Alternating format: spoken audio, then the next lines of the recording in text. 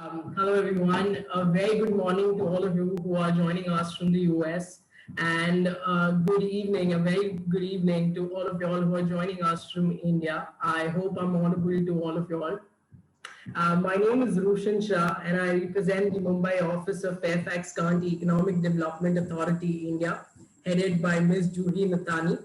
We are the Economic Development Authority of the local government of Fairfax County, Virginia, aiming to help organizations across the globe to set up and expand their businesses in Fairfax County, USA.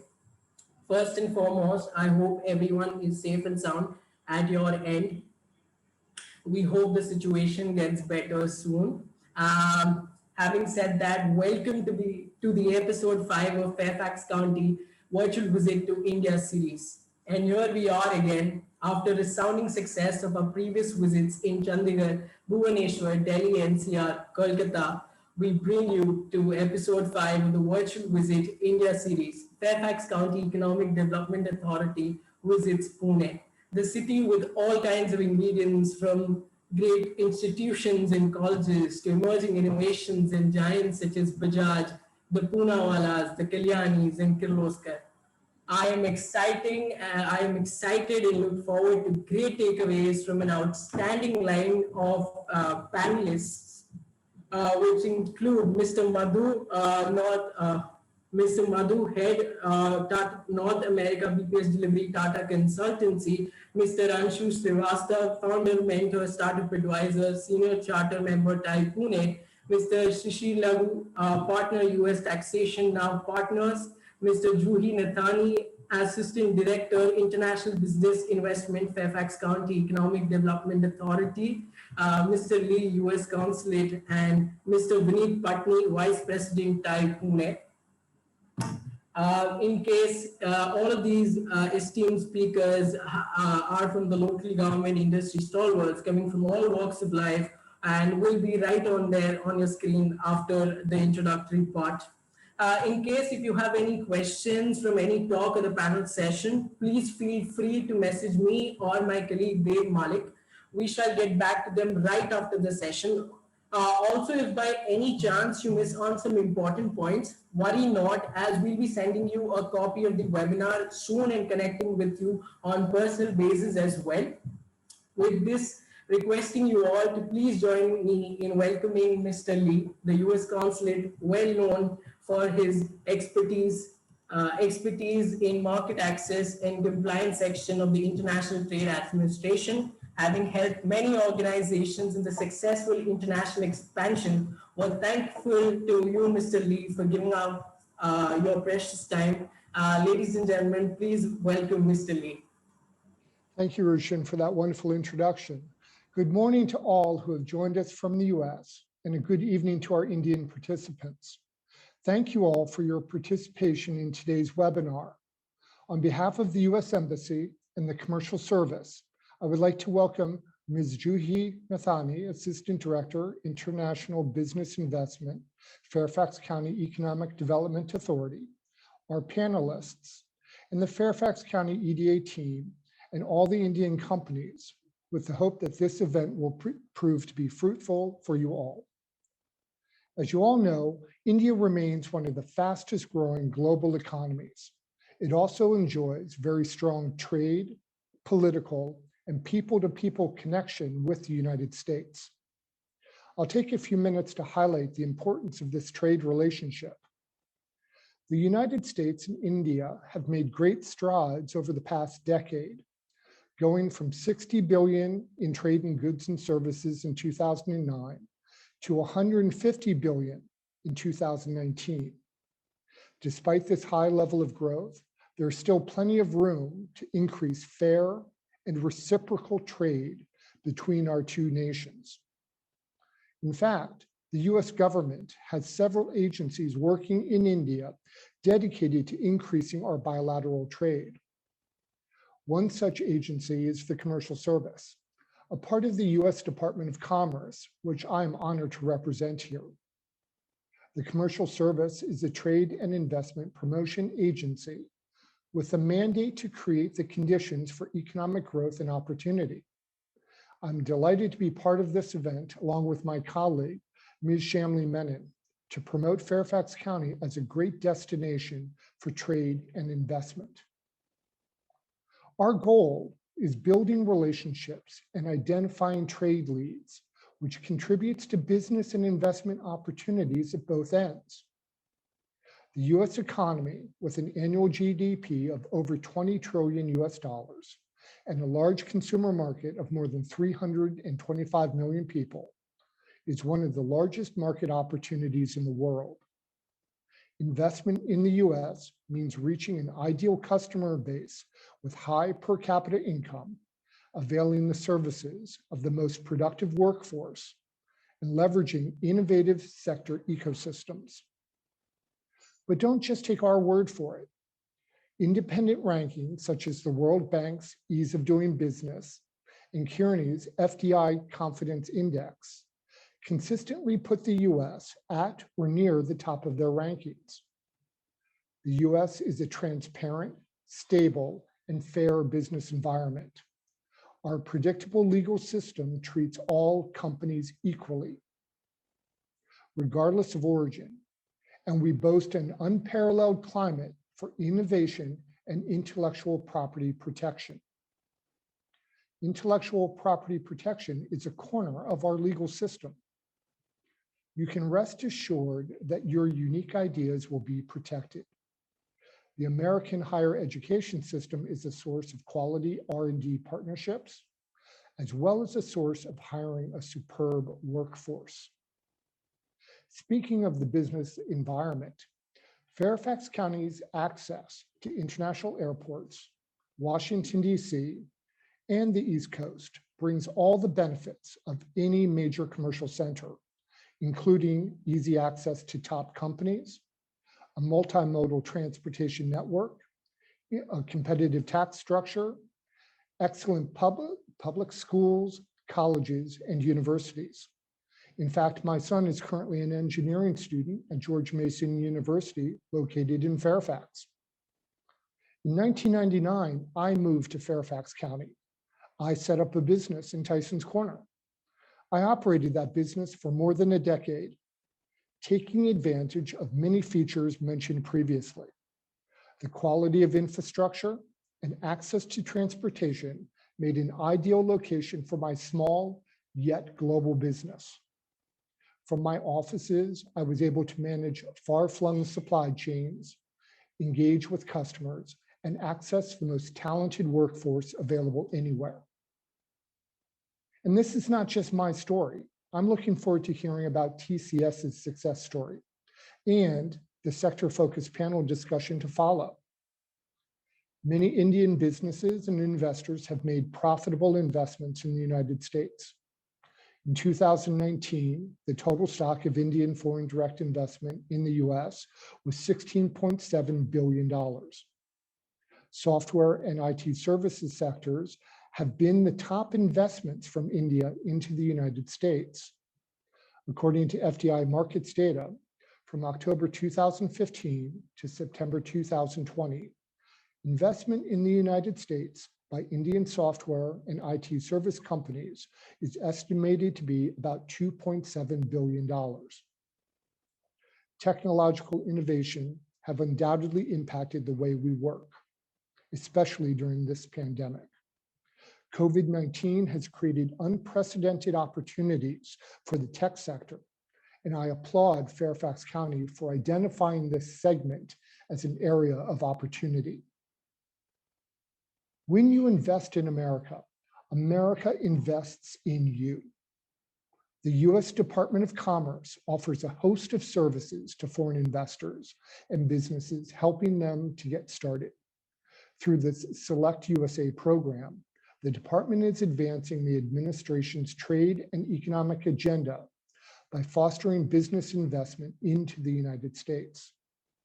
Select USA offers a host of services, including its flagship event, the Select USA Annual Summit, that are available to foreign investors and businesses to help them get started. While the pandemic prevented us from hosting last year's event, we are looking forward to hosting Indian companies this year from June 7th to 11th for the 2021 Select USA Summit, which will be held virtually. We are pleased to announce that U.S. Secretary of Commerce, Gina Raimondo, will host the 2021 Select USA Investment Summit. Secretary Raimondo serves as the 40th U.S. Secretary of Commerce and was recently sworn in by Vice President Kamala Harris. This year, the Select USA Investment Summit brings the diversity of the United States together in a single virtual event, providing more than 100 virtual exhibitors who will showcase investment opportunities from every corner of the United States. High-profile business and government leaders who will share insights on the latest business and investment policies and trends. The summit is a place to make business deals happen. Participants will find the practical tools, information, and connections they need to move their investments forward. Today's webinar's theme is Grow Your Tech Business in Fairfax County. And I can't leave without talking a bit about an excellent opportunity available for tech startups under our Select USA Tech program. Select USA Tech offers unique opportunities for early stage and startup tech companies at the Investment Summit at a discounted ticket price. Not only are Select USA Tech participants invited to exhibit their products and services by including an in-depth video on their exhibitor profile, but they can also apply to pitch in front of a panel of venture capitalists and representatives from startup ecosystems across the United States. Sessions are categorized by industry, including aerospace, cybersecurity, e-commerce, fintech, medtech, and software. In addition to investment academy sessions open to all international companies, Select USA Tech participants can participate in tailored workshops focused on pitching, scaling, fundraising, and financing their startups, including sessions on investment opportunities in emerging technologies. Another initiative that I'm very excited about is the Select USA Global Women in Tech. This program is a new Select USA effort focused on female entrepreneurs and is a featured element of this year's investment summit.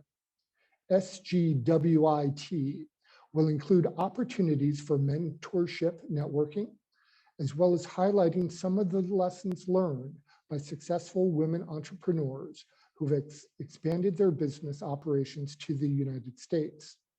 The program's mentorship network call for applications is now open.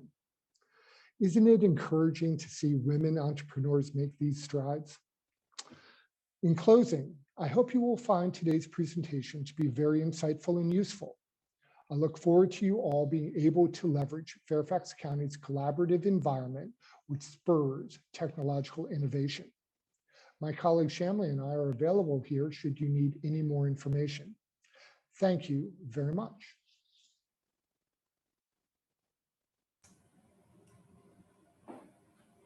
Thank you so very much, Mr. Lee, for your insights. Really appreciate you taking the precious time to share the very useful resources, and it's been a real pleasure having you among us, especially for your take on India-US relations and how technology companies can leverage the huge market of US. As everyone is aware of USA being the largest economy in the world, so definitely that's what the webinar is about. As you can see, first I'm glad to see you, so many of you join us today. Trust me, every word being discussed here will be worth all your time. And before I jump into the literature, I thought I should take you through the journey that I personally went through when I first got introduced to Fairfax County. Since Fairfax County, for the new ones who get to hear this name, they must be saying, what Fairfax County, why Fairfax County? Next slide, please. Yeah. So, like any other average person, I typed Fairfax County in my Google search, In fact, I request you all, urge you all, why don't you, you also type why move to Fairfax County right away in Google and follow me.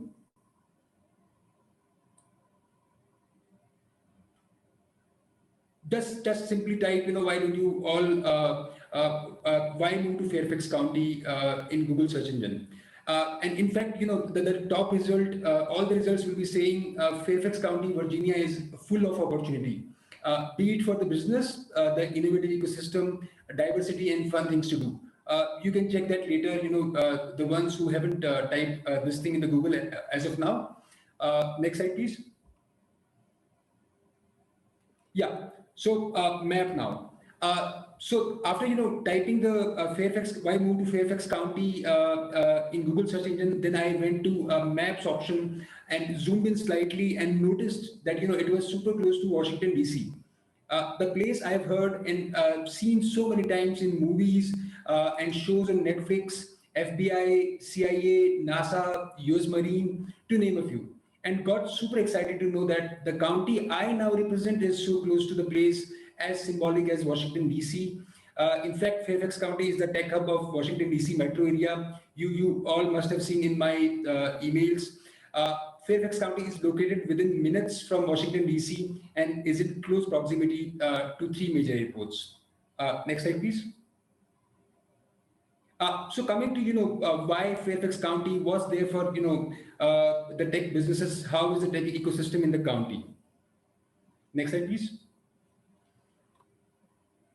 Yeah, as you can see, the advantages as mentioned on the screen. Apart from that, I would love to mention we are home to 9,000 plus technology-focused enterprises that deliver a full spectrum of high-end services and solutions to government, industry, and consumer markets worldwide, supported by a robust workforce.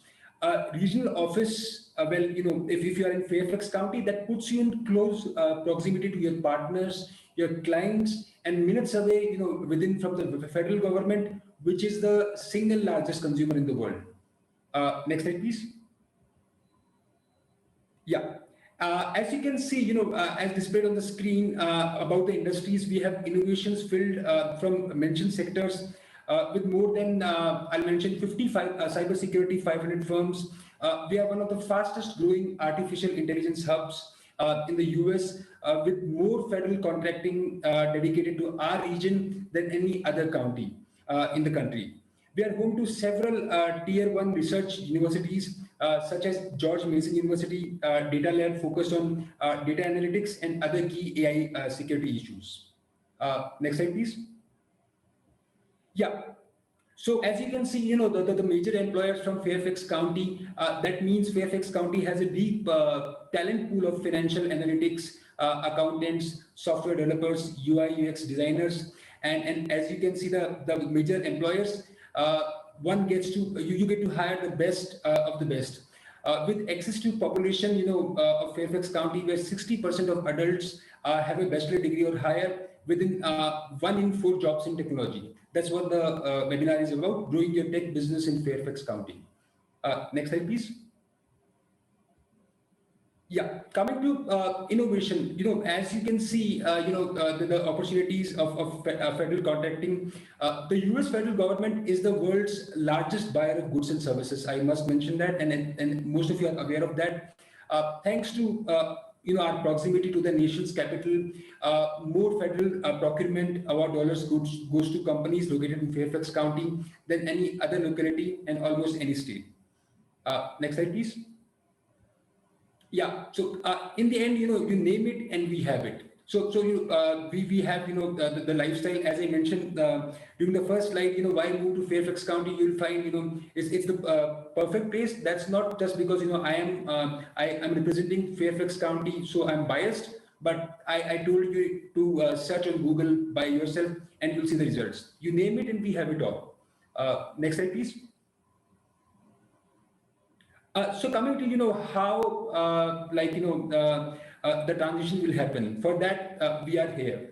Well, giving the introduction, who we are, what we stand for. As my colleague Mr. Rushin mentioned in the kickstart of the webinar, We are the local government economic development authority helping businesses across the globe in the successful transition into Fairfax County in the most efficient manner. Well, there are, next slide, please. I must mention, since I keep meeting decision makers, C-level people on daily basis and from India, and most of them, I won't say most of them, but yeah, the startups mostly are interested about knowing about the investment opportunities, whether there will be investment opportunities in Fairfax County who will help the businesses in the expansion. To answer that in advance, investors, let's say normally only want to put the money with people who are already there. But yeah, definitely we can introduce you once you land there with a vibrant investment community focused to your sector and incentives. So that's what Rushin mentioned. We'll connect you with you all on personal basis for everything. Next slide, please. So as you know, after before my conclusion, after the whole year, one has to show the report card. So this is a very short glimpse of our report card of annual 2020. Since in 2020 the biggest event we also was COVID-19, which made all of us see the challenges that no one has seen before. But we took those challenges and met them with new innovations. We moved forward, launching the Robust Talent Initiative, work in Northern Virginia, as you can see on your screen, which connected thousands of job seekers nationwide with Fairfax counties, hiring employers. And we have worked with nearly 150 businesses, more than 150 businesses that announced the creation of 11,000 plus jobs in the county throughout 2020. Well, yeah, that was pandemic year. So that's our report card on that. Fairfax County has been, as I mentioned, around federal contracting. It has been #1 in COVID contract spending in FY 2020 with 4.7 billion contracts almost. Coming to a few names, Volkswagen, as you can on the screen, Volkswagen selected Fairfax County for its North American headquarters in 2007. And has become highly visible and active member of Northern Virginia and Washington DC community. The company recently, in the pandemic year, signed a new 20-year lease agreement for 196,000 square feet headquarters as an anchor tenant in Boston Properties, new 1.1 million square foot development.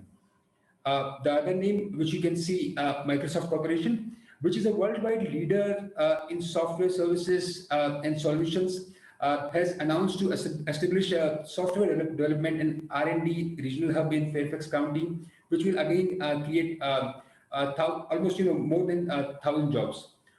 So this is the ecosystem I represent, which is more than since I started from the Google search. So this is the ecosystem I represent, which is much more than the 10 pages of Google search. And yeah, I covered more than those 10 pages in just 5 minutes. Thanks again, everyone, for your time and listening to me. For any questions, feel free to email me, message me, call me, since I'll be coming back to you to schedule our one-on-one meetings. I'll be dropping my personal contact also in the chat box for your help. Now I would like to invite Ms. Juhi Nethani, who is the Assistant Director at Fairfax County Economic Development Authority in the headquarters and leading the India for the transition into Fairfax County. Juhi, please. Thank you so much, Dave. What a great job you did of introducing the county, like you said, in 5 minutes. There's a lot to talk about, and yet you accomplished that. So thank you for that. Thank you for the introduction as well. Welcome to everybody who has joined our meeting today. I'm very excited to get into the panel discussion with the speakers you see on your screen. And I'm not going to delay any further. I'm just going to simply invite them on the proverbial virtual stage and ask them to please start by giving a short introduction to themselves, what they do, who they are, and what brings them here. How about we start with Anshu Srivastav? I know you're known to a lot of people in the audience already, but please tell us a little bit about yourself. After unmuting. Exactly, unmuting myself. So Dave, fantastic presentation, Lee. Great to hear about all the stuff which is going on. My name is Sudhanshu Srivastava, but everybody calls me Anshu because it's really tough. And I spent about 15 years in the US for them to even get it going. And they actually wrote that down in my agreements. But I spent 15 years in the US. I'm a computer engineer. I was part of a couple of companies over there, scaled them well. Currently, I'm a Thai charter member, and I'm a LP in a few VC funds in the US and India. And my area of focus is the intersection of B2B and SaaS in the Indo-North America corridor. And I'm also extensively engaged with the startup ecosystem, being a mentor and advisor to early stage startups in the same corridor. And thanks, Juhi, for having me on board. Absolutely. It's wonderful to have you here. How about we move on to Madhu Onteru next from TCS? Yeah, hi, Juhi. Good morning and good evening to other participants from India. So nice to meet you all virtually. So I'm Madhu Ontiru. I work for TCS. Of course, all of you know TCS in India. It's the largest IT services company and top 3 IT services and digital and business process services companies in the world. $23 billion revenues. So that's about the company. And I've been with TCS now, I want to say 30 plus years. So in the US for about 22 years now, and I've kind of traveled extensively in the US and settled down my roots in Northern Virginia. So I've been here in this region about 15 plus years. So excellent introduction, and Fairfax County, thanks to Lee and Dave for those introductions. I look forward to bringing some local insights in terms of my experience having done business here and doing business here and living here and raised children here. So thank you all for the opportunity. And thank you, Madhu. Yes, we're really looking forward to learn from both you and Anshu, of course, your various experiences, not only in the US, but in business in general. And last but not least, Shishir Lagu, you are from KNAV Partners, a business and tax advisory service. Please introduce yourself. Thanks, Joey, for inviting us today for this webinar.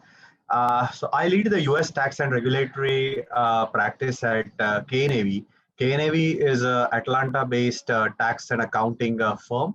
And over the last 2 decades, we have worked with a lot of Indian multinational and SME companies for their operations in the US, right from setting up the companies to providing them the tax, regulatory advice, audit support, valuations, and so on. So we have been like a one-stop solution for a lot of our Indian clients who are looking at setting up their operations in the US. Thank you so much. That's wonderful. And I'm going to get started right away with our panel discussion. And the panel discussion is titled "The Importance of Ecosystem for Business Growth." And we're looking to share some nuggets from you all to our audience about how they can grow their business, because that is obviously of interest to all of us. But why don't we start by first defining an ecosystem? What does it mean? I mean, I think it's a terribly largely used word, overused word, but really it must mean something for it to be so popular. And I'm directing this at Madhu and Anshu. How do you define an ecosystem, specifically a business ecosystem? Yeah, I'll take a stab at it first, Anshu, if it is okay with you. Sure, absolutely. Yeah, absolutely. So ecosystem, I mean, I'll let Anshu also weigh in, but from our perspective, it's people, right? I mean, it's people, and people, when you talk about people, it comes to livability and quality of life, because in our view, that's what actually kind of brings the talent, especially for in IT, and the services and product companies that we are. Without the core talent, we really cannot do anything at its core. So we would say that the talent pool, and the talent pool, when you say then associated with that would be the quality of life associated with that, the educational infrastructure, the universities, the school systems that can create this kind of a talent pool, and partners, customers, and basically prospects and the networking opportunities, and more importantly, supportive and forward-looking local and the state government entities, right? So I'm not even going into the tax regime and other things and all that. So at its core, the infrastructure, it's what brings people together. When I talk about infrastructure, we're talking about, commuter train, railroads, airports, healthcare, and stuff like schools, high-speed internet, and for companies like us, large companies, data centers, dark fiber termination, and things like that. So these are all the things that come together, which kind of enable, the people that we need to be in a place. So there are other customers and partners and other support ecosystems that I'm sure I'll let you weigh in also. So, well said, Madhu, and I'll expand it a little bit because, again, as we said, it's a very loosely defined, very overused word. But in a sense, I would think so. It's a combination of probably four things. One is the infrastructure, which is kind of to be soft and hard infrastructure, which contains office spaces, and then second would be markets, and third would be the support systems, and fourth would be the people. So not in specific order, but I believe all of them get together and form an ecosystem, which is, and then the other aspects around the ecosystem, whether it's a good, bad, what are the good, bad, compliance, tax, so on and so forth. And I would say that probably gives a good sense of when somebody looks at an ecosystem for their business, those are the four things they should look at. Great, thank you both. So agree with you there. Ecosystem, we learned this word, I think, in biology in grade school.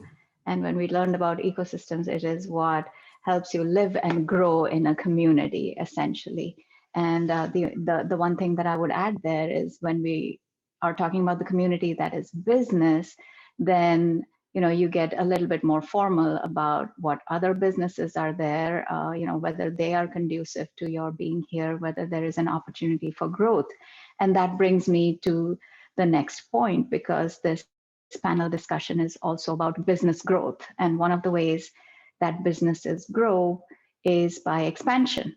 Expansion can be within the country, expansion can be outside of the country. And of course, for the purposes of this particular session, we're talking about international expansion.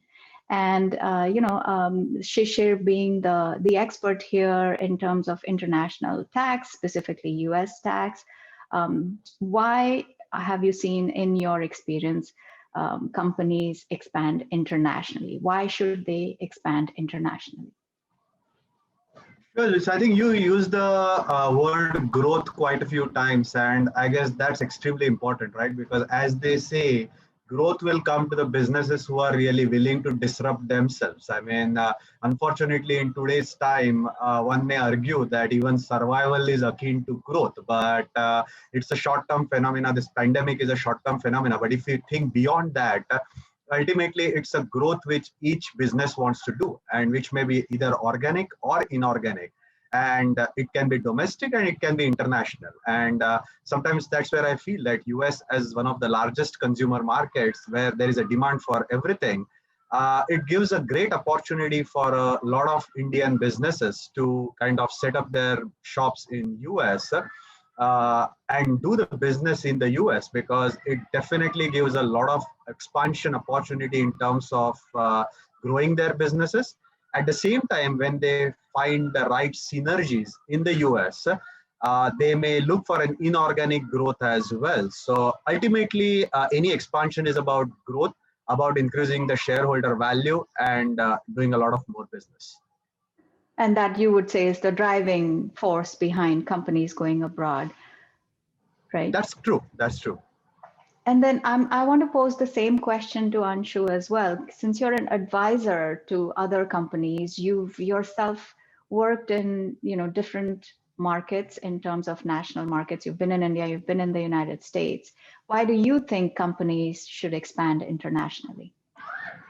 So I think that one is first aspect is obviously what are the markets the company is looking for, and I just recently posted about 11 unicorns being created in the last 4 months in India.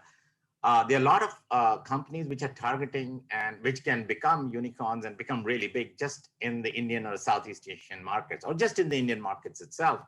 They don't really, And a classic example would be, we had posed this question to Mr. Hemant Jalan, who is a very senior Thai charter member and whose company Indigo Paints just went IPO.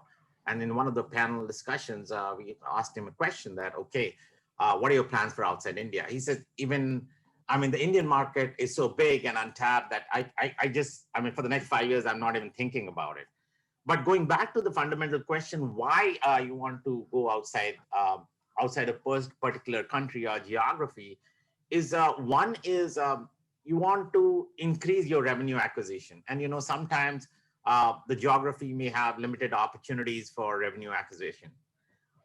Second is you have the ability to have more profitable revenue streams out of many other economies for doing the same. The unit economics are maybe much more profitable when you go into developed economies or when you go to an economy like the United States or Europe and so on and so forth. The same product would be selling at $100 a piece in India, and you may be able to charge $500 or $300. And the lastly is finally, when you are scaling and hyper scaling and going into multiple geographies, so let's say instead of one country, you are in 10 countries and you have offices in 50 locations, and you are profitable, then from a future expansion and growth perspective, you're looking at either maybe doing an IPO or getting funded, and then you become very appealing to a global audience of investors, whether it is public markets or private markets, to invest in you. So those are some of the drivers which kind of help push a company to look into markets outside their own geo to expand. Great, thank you. I just want to quickly let the audience know that we will obviously unmute everybody towards the end of the formal panel discussion, but feel free to put your questions in the chat box in the meantime for any of the panelists on the screen. I'm sure they'll be happy to take them. So thanks for that, Anshu. And moving on, so you've decided that as a company, you're ready to grow. You've decided that you've reached quite your potential in home market, or that your offering is appealing to an international market. And so you pick an international market. So the big question then is, how do you pick which market? And some of you have already said, and we know, yes, the United States is the largest market in the world. Still, the United States government is the single largest consumer in the world. But within the US even, how do you decide where to go? I could ask Madhu, what brought TCS to Northern Virginia? Yeah, so TCS is one of the very globally diverse companies. We have operations, I want to say, close to 50 countries in the world. And United States contributes close to 60% of our revenues. It's the biggest market. Okay, this is where we kind of started, and then we kind of expanded everywhere. And why did we come here? Basically, we basically followed the customers, and there's a market here, and that's how we kind of entered. But more than 3 decades ago, the origin story is that we kind of everybody New York, people you land up in New York initially and all that. So we did start our initial operations there. But then the DMV, the Northern Virginia area, was a close second to immediately. Soon after that, I think we established a footprint here. And till date, this area continues to be our headquarters for North America, where we do all the the back office and immigration work and stuff like that. So we put a footprint here. Started with a lot of government contracts, which are like open bidding, and anybody can kind of participate, and a lot of opportunities there. Then that one led to the other, expanded into Fortune 500 clients, and then that's how we kind of put our roots here. So today we have close to 1,000 plus people here. We have, I want to say, about 40,000 employees in the North America. So 1,000 plus in the Northern Virginia area. So it's the markets and the customers that brought us here, and it's the strong ecosystem and support system, and the quality of life that kind of kept us here, and then it's growing. Great, and I'll get back to you on quality of life a little bit later. But you mentioned the Fortune 500 clients, and That's one of the statistics that we are very proud of in Fairfax County, that we are home to 11 Fortune 500 company headquarters, which is more than 30 other states can boast of themselves, and we're at the county level. So taking the same question in a more formal or logistical way, and I'm thinking tax, Shishir, when companies expand to the US, anywhere in the US, tax obviously is a consideration for any business. So what do you think are the elements that help a company decide where to locate when it comes to tax benefits? Sure. So one is, and again, it comes sometimes as a shock to a lot of Indian companies when we tell them that in US there is 3-tier system of taxation as compared to something like India where there's just a single income tax. So it starts right from there, because it's very hard to believe that, let's say someone is doing business in Manhattan, he needs to pay a federal income tax plus a New York state income tax plus a New York City income tax. So that's very important, that where you locate, and ultimately income tax is what you are paying on the profit. So if you are into the city which is kind of charging you a county level income tax as well, it becomes burdensome. So locating, deciding where you want to locate is driven a lot by the tax parameters. Federal, whilst it is consistent across the US, state and city is something which is in your hands. You're looking for the tax efficiencies, where to locate, and that's where location advisory becomes extremely important. So say something like Virginia, which has got about 6% income tax, which is quite moderate if we look at the overall US landscape. But if you look at some of the larger, Northeast states like a New Jersey or a New York or a Pennsylvania, it's much lower compared to that. So are we better off being situated in Virginia as compared to some of these other northeastern states? Whether that will give us more tax efficiency is one of the considerations companies do look at. Secondly, the tax incentives and tax credits. So a lot of states offer the credits and incentives for doing the business in that state. So a lot of credits revolve around the R&D credit, around the job creation credit, investment tax credit. So looking for the right state which is providing the incentives and credits for the kind of business you are doing, again, becomes one of the important parameters to locate into.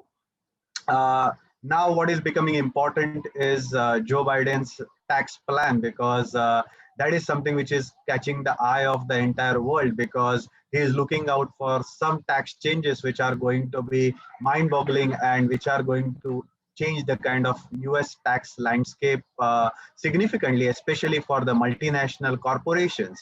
But the ultimate theme, I mean, as the plan, they call it as Made in America tax plan, and as the plan suggests, the ultimate goal looks to be incentivizing more and more businesses to be located in US, and not just have more and more outsourcing or offshoring of the businesses. So it will definitely incentivize companies coming into the US and setting up their operations into US. But one needs to closely monitor how that tax plan is going to span out over the next 6 to 8 months. So tax is definitely one of the important considerations, and you can definitely create tax efficiencies around where you are located. Thanks for that. And I'm glad you mentioned the 3-tier system of taxation in the United States, because that's something that's news to Indian companies. Anshu, you have something to say? Yes, thank you, Juve. So I will actually, I mean, you had a very interesting question, what are the drivers where you decide where to go? And I'd say broadly 2 things. One is ease of doing business, and 2 is ease of living. Okay, I just trying to use the parlay the word ease in both the sentences, but ease of doing business will encompass everything, whether it is tax, whether it's compliance, whether it is the support, whether it is ease of hiring people, so on, or access to technology, access to sales, marketing, everything. And ease of living would encompass the people aspect. What is the quality of life? What all do you have access, whether schools, education, communities, learning, so on and so forth. So broadly, I think so if you look at a higher level, if you think so, you go down those two and bring down the 10 points under them, that would kind of help you identify a great place. Like, staying there in Virginia, the access to whether it's tech, access to, people who love trekking, people, the school districts, some fantastic schools, John Mason, some monuments. It's just amazing to be out there. And taxes is another thing. So you can go on and on. But broadly speaking, I would say that those are two key drivers when somebody should look at opening up a business in any particular geo. Absolutely. Well said, Anshu. And actually, I'm going to stay on point and go back to Shishir again with the tax implications. And now that we know that there are these 3 tiers of taxes and that taxes do vary by state. I know that a number of Indian companies, actually a number of global companies, will register in Delaware if they want to be in the United States. I want you to tell the audience a little bit about why they do that. But I also want you to tell the audience, looking at your own clients for KNAB, are the companies who are registered in Delaware doing business in Delaware? That's a very good point, Julia, and I would vouch that 95% plus of my clients are incorporated in Delaware. And the reason why Delaware is recommended, or it's called the incorporation capital of the US, and more than 50% of Fortune 500 companies are also incorporated in Delaware. And honestly, it's because of the excellent chancellery court which they have, the great judicial system, ease of kind of doing the corporate law matters. So you can form a company in 2 days, you can wind up a company in 2 days.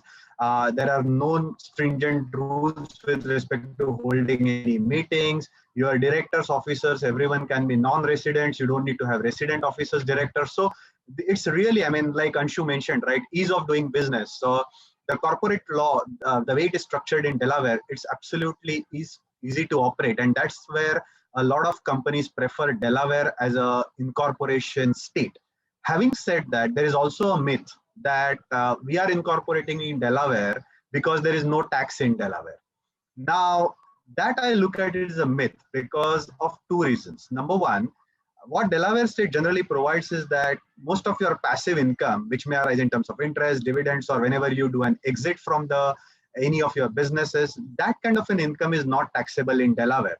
But if you are actually doing operations in Delaware, it is still subject to income tax in Delaware. So if I am having the full-fledged operations, I'm having an office in Delaware, it is still taxable. The more important point is that even if you are incorporated in Delaware, and let's say if you are conducting your entire business, let's say in Virginia, Virginia is going to charge you a complete state income tax on your profits which are generated in Virginia, irrespective of the fact that you are incorporated in Delaware. So honestly, there is no correlation between where you are incorporated, vis-a-vis where you are doing business. The income tax is driven by where you are doing business and not by where you are incorporated.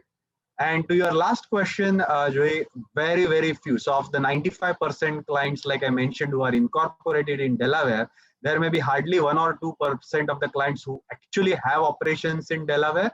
Everywhere else, it's just an incorporation state. So what I'm getting from that is you can be incorporated in Delaware, but likely your offices are going to be elsewhere in the United States and probably closer to where your customers are, which is the natural thing to do. I would just say that perhaps, the second consideration would be, besides having clients in that particular place, is also how good of a market access do you have from wherever you're situated, right? And again, another one of the things that we, being in the mid-Atlantic, kind of feel that we have an advantage, because you have access to 2/3 of the US market within either a 2-hour drive or train ride or flight from Washington, DC. So just to make the point, Madhu, how many of your clients are in Delaware?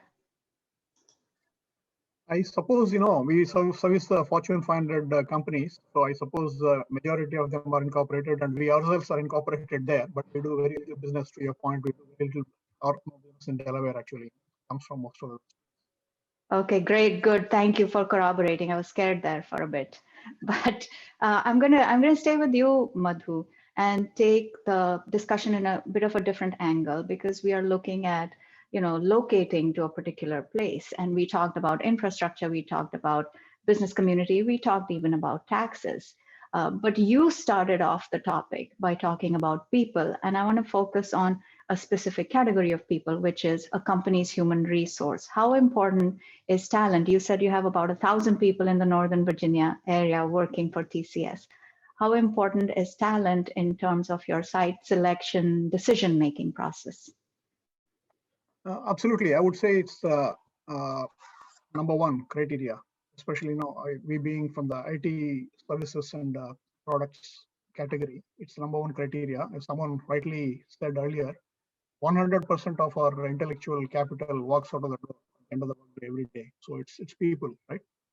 So it's people, and the talent pool is what is number one criteria for us. And as you know very well, in US, concept of a destination city, that those are the locations where people are willing to move or live gladly if offered a job or whatever and all that. Obviously, jobs are available, but there are many locations where jobs are available, but people don't want to move there.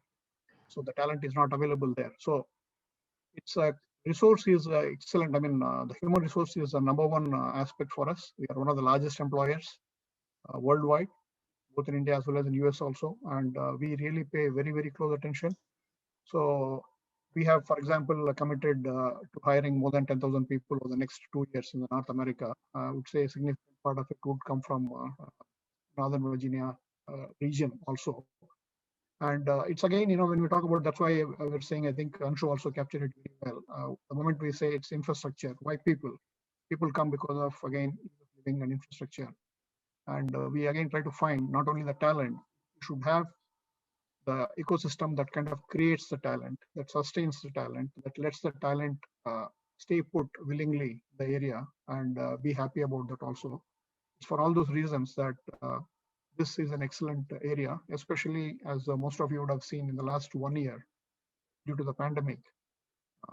Everybody is, kind of working remotely. Those that haven't, lucky to have the ability to work remotely. Not everybody has.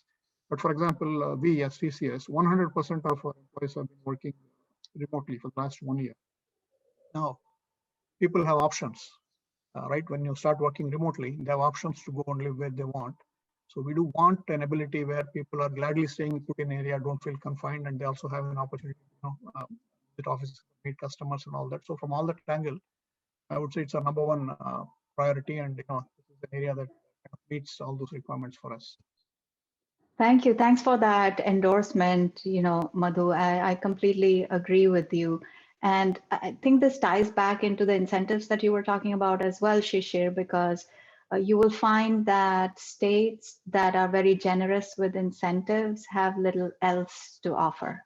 And so as a state, Virginia is not leading in terms of incentives that we offer, in terms of cash incentives that we offer to companies that are locating here. But our incentives come in the form of, again, the place, the environment, the ecosystem, the relationships you can build, the actual potential for business.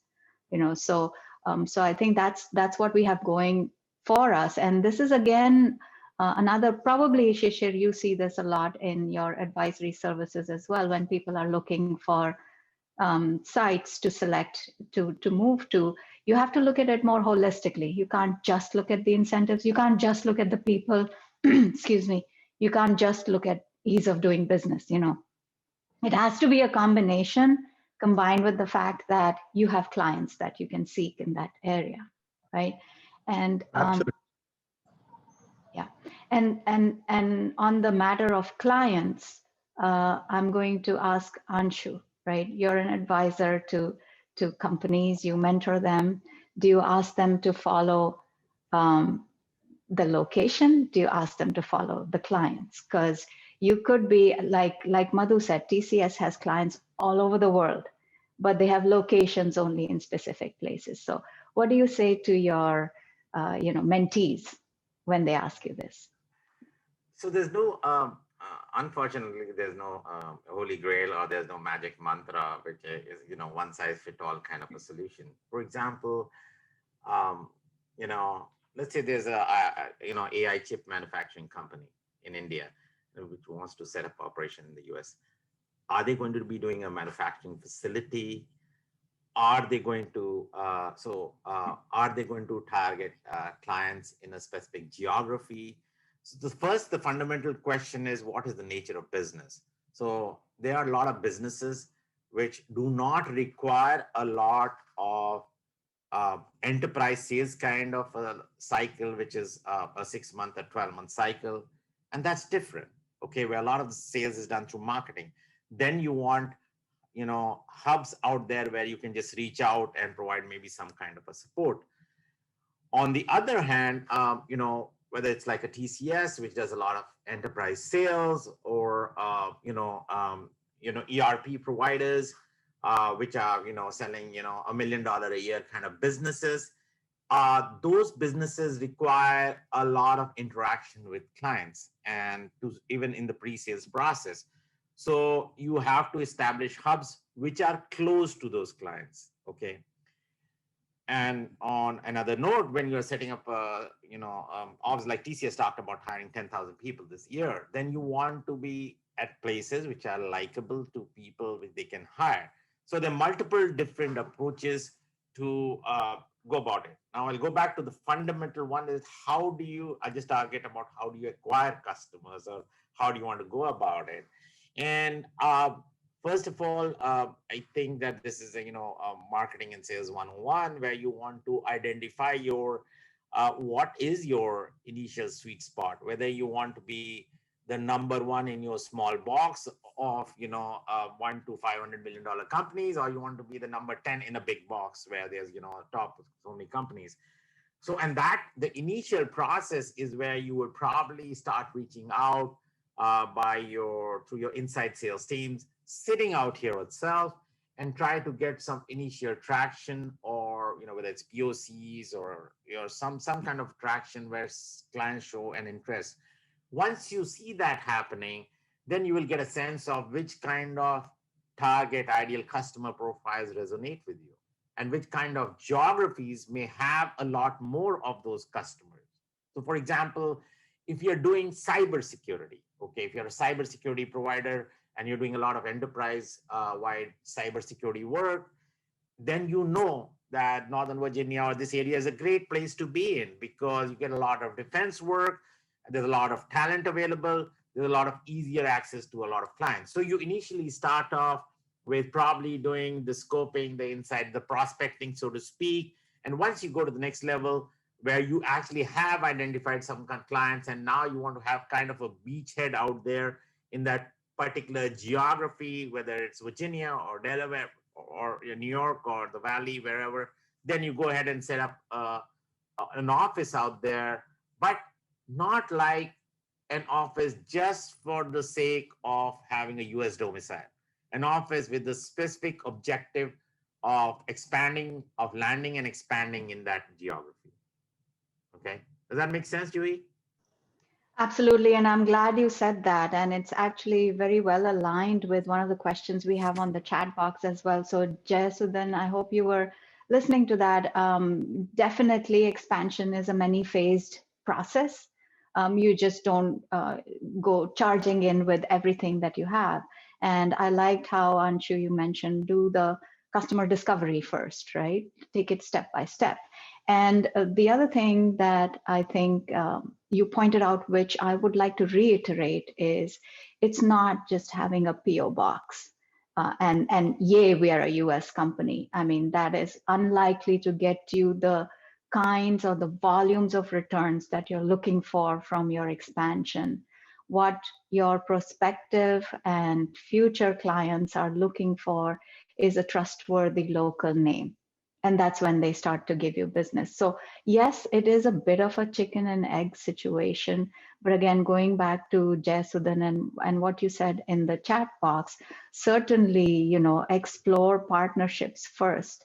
Our suite of services is to support businesses, but not to take on their operations for them. So we will not do your business development. You will have to do that yourself.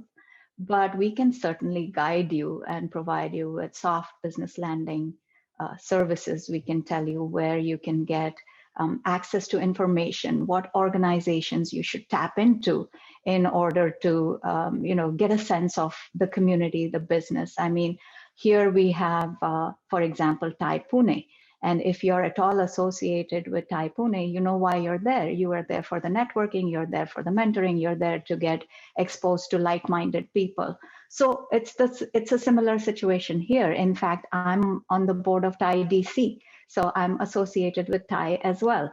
And I understand the value that the organizations like TiE bring to a business community. So reach out to us, myself or Dave. Dave will give you, a whole list of organizations that you can start checking out, again, remotely, to start tapping into and starting to get a sense of where or whether you would like to be here, right? There is no compulsion at the end of the day. Anshu, yes? Yeah, so I just, I wanted to add something to what Juhi said and what I was talking about. At the end of the day, wherever you're going, whichever geography you're going into, whether it is you want to go to the US and you set up an office in, say, Virginia, whether you want to set up an office in Fairfax County, you are setting up your own mini ecosystem, so to speak. Okay, and that mini or micro ecosystem, which is micro and then expands, that ecosystem consists of partners, whether these are partners who are helping you selling, where you're partnering to sell, sales, marketing, everything. And I believe that FCDA is a good enabler for you to build that ecosystem.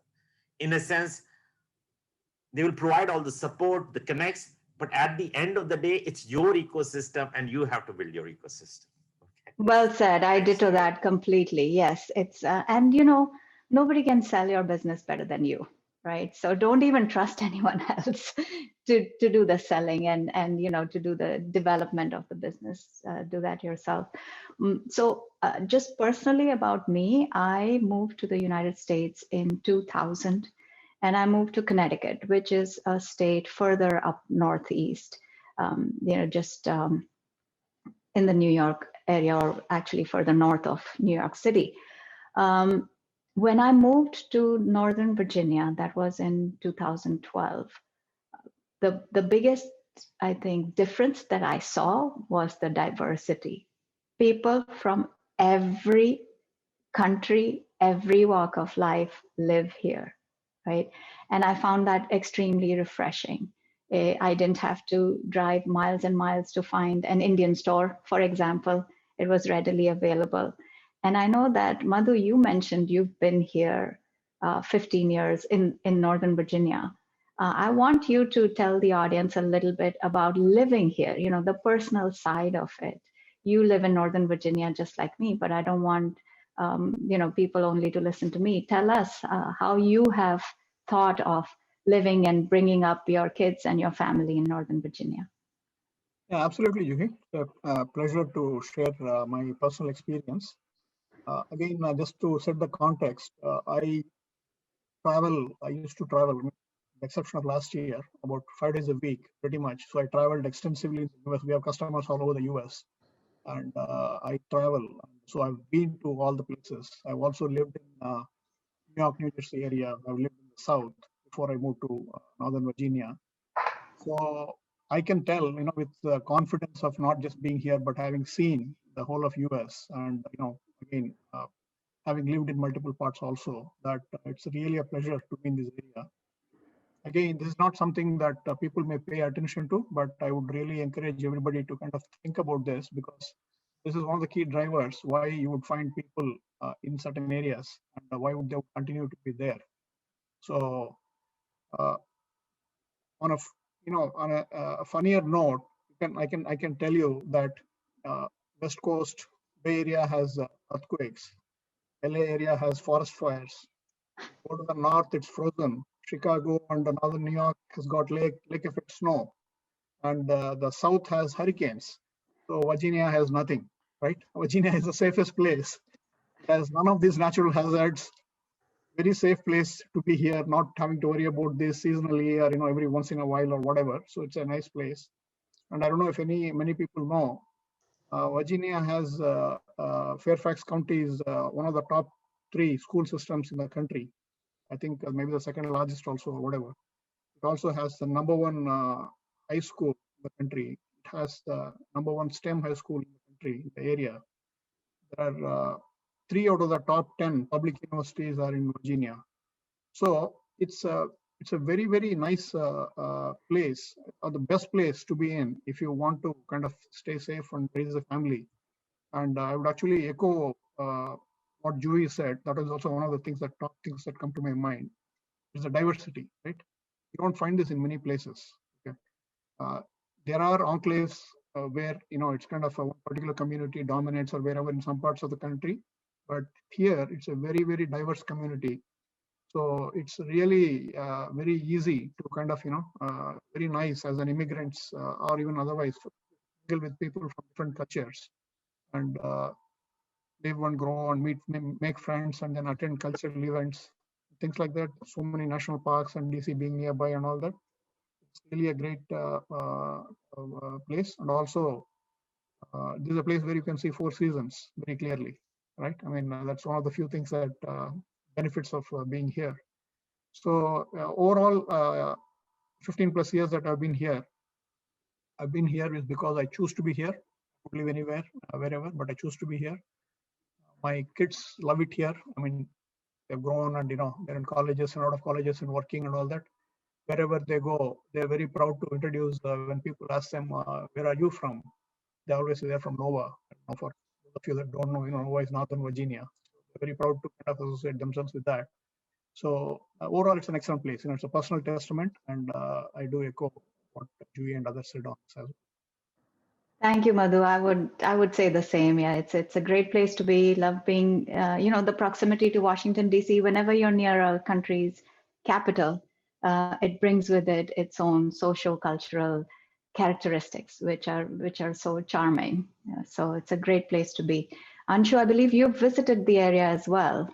Would you like to share some of your opinions? I had visited that area many times. I used to stay in Pittsburgh for about 10 years. And we have a lot of friends in that area. And always it's been amazing it just, whether it's culture, whether it is the mishmash of cultures, people, communities, the museums, the art. There's so many things which resonate very well. I really, enjoyed being there so many times. That's great, lovely, and would love to host you next time you're here. I want to now actually open up the floor for audience Q&A. Everyone should be able to unmute themselves. Of course, you can still use the chat box if that is your preference. Please feel free to turn your video on, but ask our panelists any questions that you might have. And while people are thinking of their questions, I want to thank the 3 of you. Thank you, Anshu, Shishir, and Madhu, for sharing your insights, your expertise, and for taking the time, most of all, to join us for this program and be here with us, and also impart your knowledge and expertise to our audience. I appreciate that very much. Thank you. Thanks, Juhi. Absolutely, anytime, Juhi. Totally. Are there any questions? Hi, Juhi, this is Jay here. So it's the same questions that I posted on chat. I thought I'd ask them. So we're an early stage deep tech startup working in the assistive tech domain. So specifically, the solution is called Let's Talk Sign. It enables two-way communication with deaf people. So I'm just wondering what sort of help or support we would get from Fairfax County for early stage startup like us, right? I mean, of course, we can't move there. We can't start a branch or so there yet. But we do have plans for expanding to the US for obvious reasons, as you mentioned. But just trying to understand how it will be helpful for us, right? In terms of what kind of support we may get from the county and also in terms of not only in terms of early stage startup, but also startups working in the assistive tech area, right? So that's my main question. I think the other question about first step in expanding, is a partnership the way to go? I think Anshu answered, and you also added some points. But yeah, so these two are the questions that I had. So yeah. Sure, Jay, I'll be happy to take that. And what I can say is that the full suite of services is available to one and all, and the level of service remains the same regardless of who you are, size-wise or stage-wise in terms of a business. But every service is just not for everybody, just because each company is different, and their goals, short and long term, might be different as well. So it's interesting you mentioned assistive technology, because we have had one Indian company startup very similar to yours, offering a product, not in a, well, it's for senior citizens, that they offer this product, and it's a tech, software and hardware combined offering that they have. And they moved here during the pandemic. So nothing is impossible. So it is possible for you to still, continue with your expansion process. There are various ways that we can help. Definitely, as a startup, getting introduced to local accelerators and local incubators that we have in the county, some of which are focused on deep tech companies like yours. It would be kind of an obvious first choice initially, introducing you to those kind of folks in the ecosystem. I think that one of the biggest values we provide as an organization is information. This is the age of information, as we all know, and it's hard to gather as much market intelligence as you need in order for you to make a decision as a business. And that is where we can definitely be of assistance, providing you with market information about your industry or expertise, which is very, very focused and specific. We have actually the AARP, the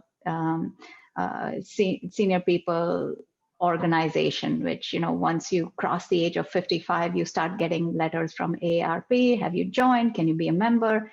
And a lot of times companies will partner with them to provide products to their members. That comes to mind as well, and they're located here too in Fairfax County or in the DMV region. So there are many different ways, and like I said, because it's so individual in nature, I mean, Dave and I would be happy to kind of set up a one-on-one meeting with you and go over, what exactly your plan is, what are you thinking, what's your timeline, what resources do you have, and which ones do you need support with, and then we can customize our offering to you as well. Sure, that'll be great. Thanks a lot. Absolutely. Does anybody else have questions for our panelists or me or Dave, or since Rushin is here, for Rushin?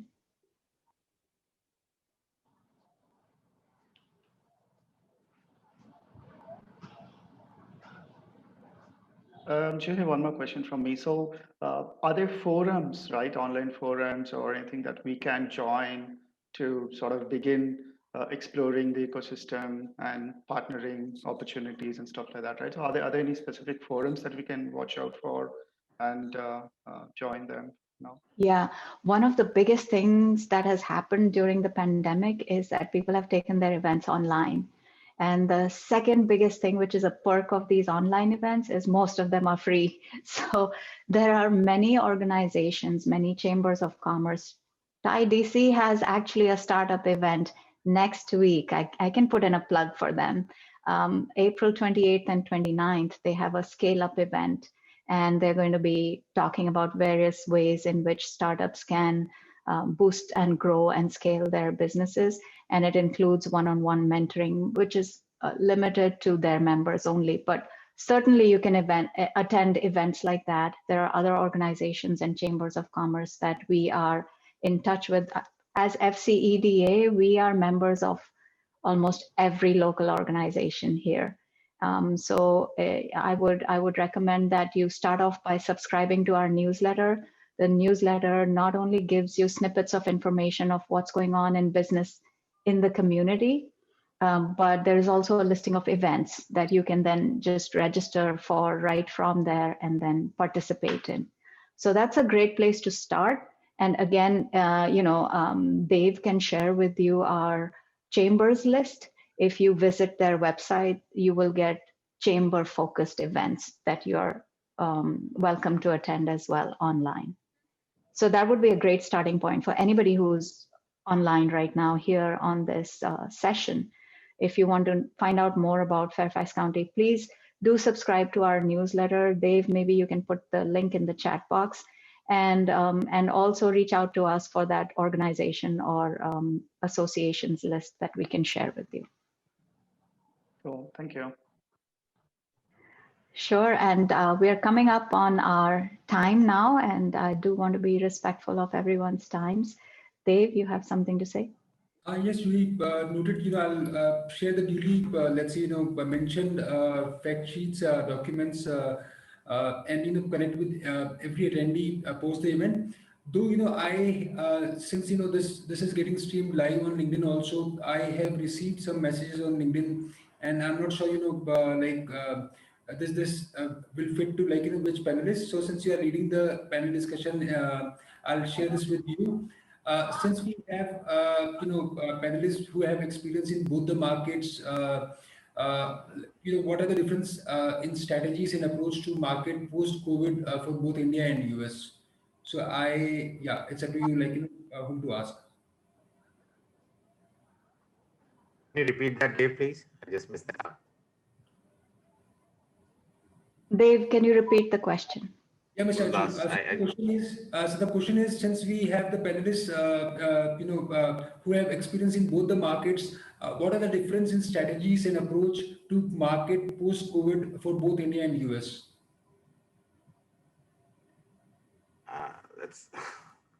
Well, I can start with that, because we, as FCEDA, we market ourselves too. We've been doing it regularly in India.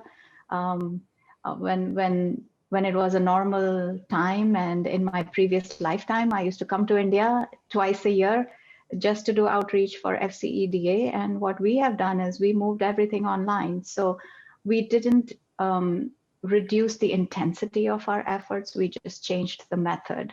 What we have observed our companies do, you're talking about how has marketing changed post-COVID? I mean, COVID brought up a lot of realizations for companies.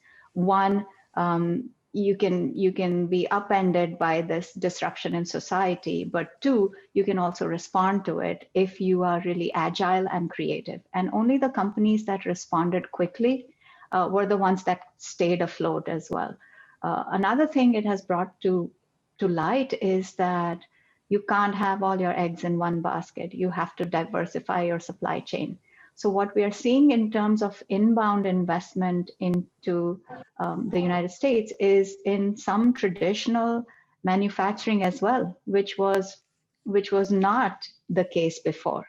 So we're seeing that nearshoring has become an option. We're seeing that companies are now choosing to set up manufacturing operations in the United States, an expensive place like that, because a supply chain diversification is needed.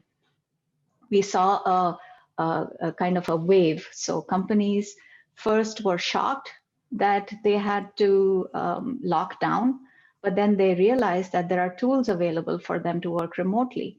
Then they got very used to working remotely and said, hey, what is the need for an office?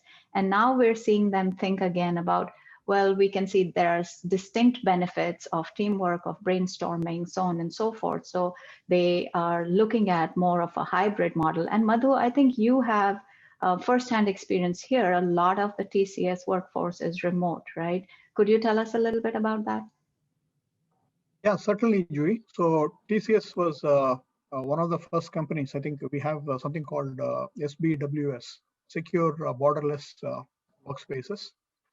So we are the first to pioneer this concept. So we started off with onshore, offshore, like any other company. Then within that, we had delivery centers, secure delivery centers, client-specific delivery centers, so on and so forth. Then slowly we moved to Agile. And then we kind of graduated from there into a location-independent Agile. And then right now we're in a model called the secure borderless workspaces. Basically it's a tool set of it's an ecosystem of tools and technologies, the things that actually create a secure workspace, irrespective of your physical location, which actually has really helped us navigate through this pandemic while taking care of all our employees. When they were kind of in different places in the world under lockdowns and stuff like that. So it's very interesting in a way that customers, in terms of both in the US, I'll speak more from the US perspective. The focus on security has really gone up quite a bit, especially when you have folks working remotely. Customers do want to pay attention on to what's your level of security. Are you able to maintain the level of security that you had done earlier? Otherwise, number one. Number two, there is a lot more focus on business continuity planning. Many customers are worried about what happens, if your workforce, if they are sick or they are sick and they need to take care. There's no child care. You have to take care of children learning from home and stuff like that. So a lot more emphasis on security, a lot more emphasis on business continuity planning, is what we see. But on the positive side, many of our events that we used to host in different parts of the country, customers have moved online, and actually we have seen, like Juhi said, the participation actually has gone up.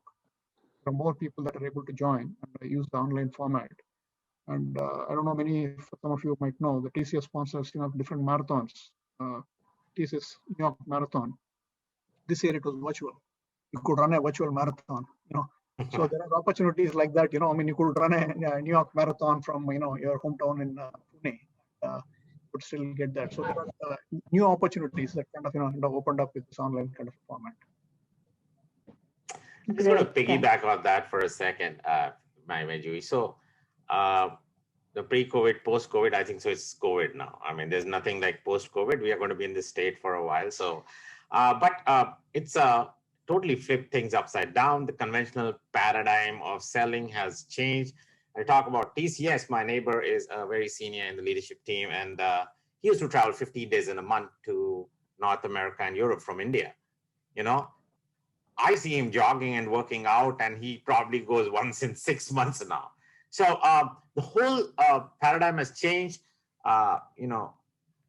Being nimble and agile, efficiencies and utilization and collaboration are probably everything else falls under these. Everything has changed. The way the lens of the people have changed, how to look at stuff, and you have to evolve, otherwise you won't survive. Now the tailwinds and headwinds are there for the businesses, which are always going to be there.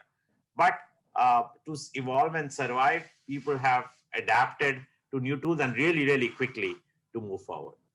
Absolutely agree there. Shishir, do you have anything to add? I'll give you the final thoughts floor.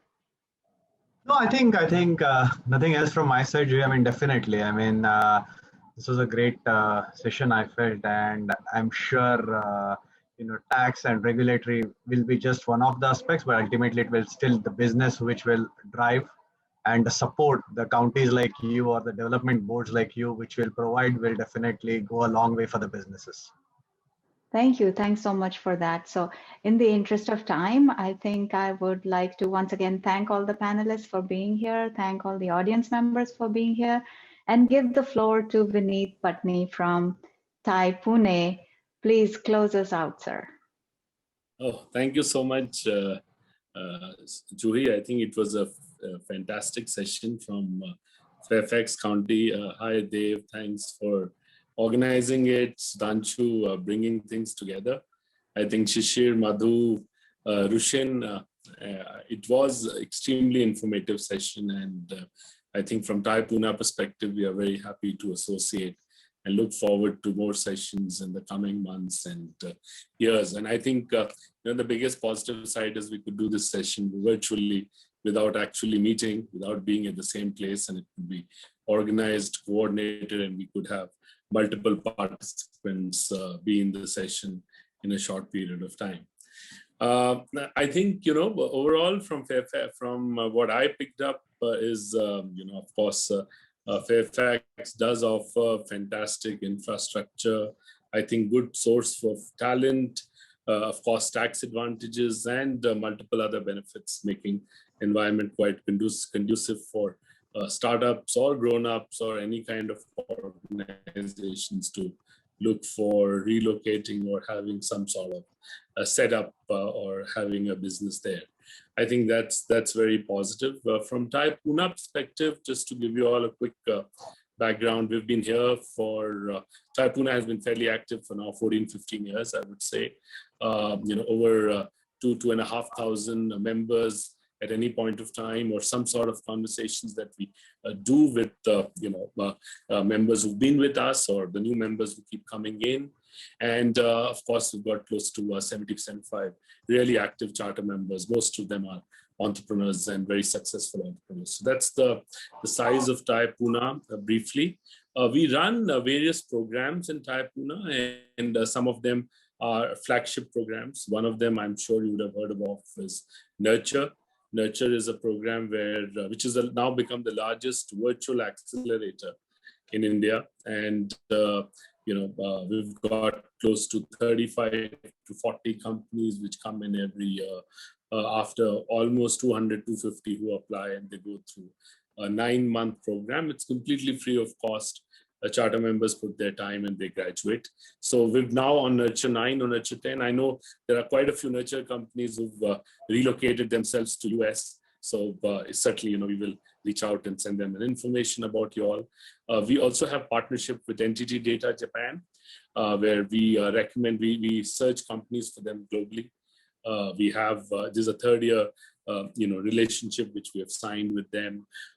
We access companies for them all over the world minus US, but we do know that quite a few companies who did become grand champions in Japan actually ended up relocating to the US. So I think there is a lot happening in addition to, of course, other Thai activities which we do, like ThaiCon, Future Tech, women's entrepreneurship, etc., etc.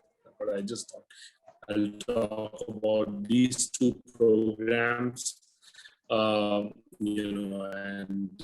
good for anyone here to apply for them. But I think the most important part is, we look forward to this association. Thank you for this lovely session, and hopefully, we will have more and more interest in the coming months and years. So thank you so much, Juhi, and thank you everyone for the lovely session. And thanks for everyone to join in today. Thank you.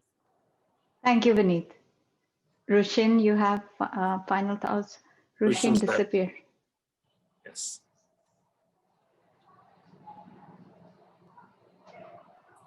So thank you, and I think we are pretty much done. We are on Yes. time now.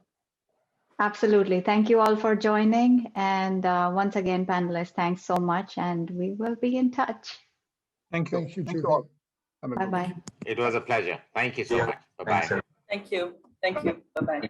Bye. Thanks, Rushin. Thank you.